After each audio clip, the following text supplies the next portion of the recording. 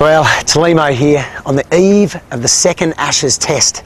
And I'm at Adelaide Oval, the most beautiful sporting venue in the world. And we're here today to profile the most famous part of the Adelaide Oval.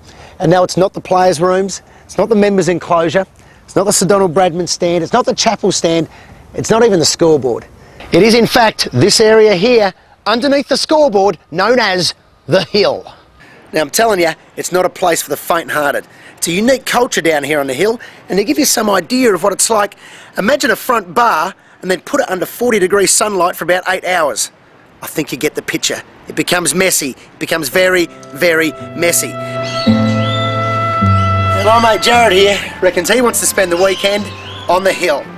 Now, if it was Australia versus England, the musical, he'd fit right in. But it's not. It's cricket, and it's the hill of the Adelaide Oval.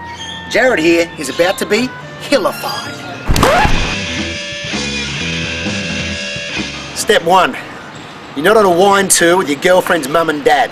So what you need to do is get rid of this and get rid of this. Eating with wood. We're on the hill. You eat with your hands, pal. Just checking my diary here, Jared. Don't see a job interview anywhere. So what's with the tie and the shirt and the suit? Yeah, we need to lose that real quick and replace it with the wife beater. That's as Aussie as it gets. Your little legs a bit tired? Can't stand up? Achy in the legs? Stand up, you clown. Get rid of that. No one has a chair on the hill. There's no room. You pack us in like sardines. That's the way, son. Now, step 5. Look at these ridiculous pants. Pinstripes. What's going on there? Mate, we're going to fix that up right away and replace them with the board shorts, which are of course formal wear in some parts of Australia. Now, Jared has made a mistake here though, because the board shorts don't have a drawstring. And of course what's going to happen on the hill is that at some point during the day, probably in the afternoon session, someone will come from behind and try and dack you. Without a drawstring, it's going to be hard to keep these pants on. Now for step 6, where you can see Jared, he's getting there. He's got the wife beater, he's got the board shorts. But with those shoes and socks, he looks like a complete tool. So what we need to do is get those off, put a pair of these on. Well, doesn't that look better? He's got the thongs on, he looks absolutely magnificent, he looks far more relaxed in the environment now that he's gotten rid of that ridiculous suit and those shoes that he had on. Mind you, I could do with a pair of sunglasses, those legs are a bit white. But what we're going to do now is move on to step number 7. Now, step 7 is where we need to adorn Jared with something Australian to let everyone know that he's an Aussie fan, particularly the Barmy Army. Well, who does Jared barrack for? I don't know. Let's check. I think he's an Aussie fan. There's no confusing that. So he's got the flag on. Do a spin for us, mate. Gee, doesn't he look like he belongs on the hill? He sure does. Step number 8, zinc cream. Okay, Jared, get your finger out, mate.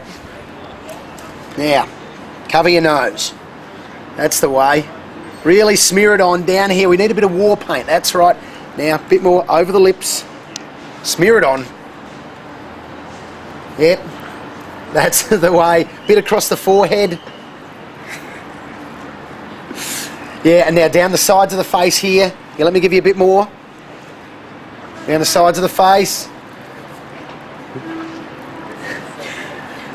We need to be sun smart here on the hill. It can get very hot and you get very sunburnt. Now another thing, Jared, you've got your zinc on, mate.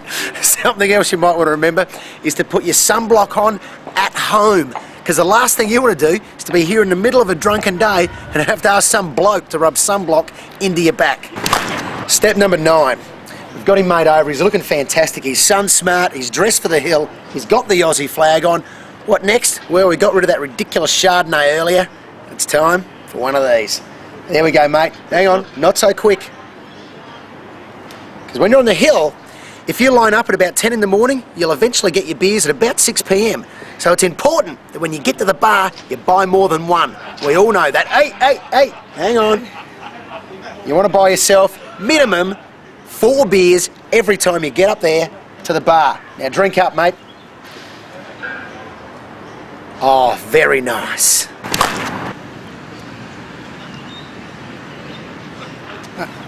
Jared, no.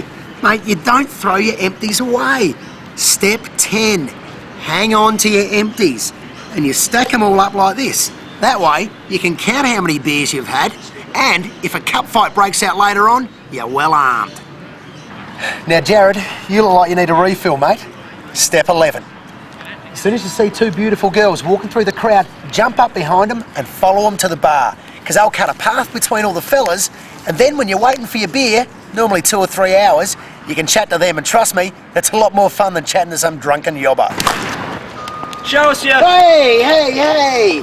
Jared, it's the year 2006. It's not 1981, mate.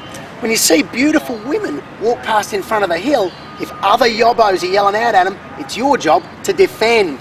Come on, guys, give them a break. That's the way. See?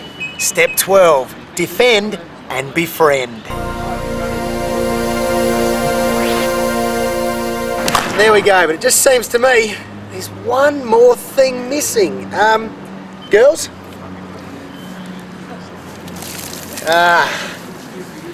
That's better. The hill makeover is complete. So if you're coming to the hill this weekend, remember to prepare, be sun smart, defend and befriend. A 12-step process to help you have a good test match weekend. So there you have it, a simple 12-step process to help you enjoy your weekend here on the hill at Adelaide Oval. Have a great second test. All the best.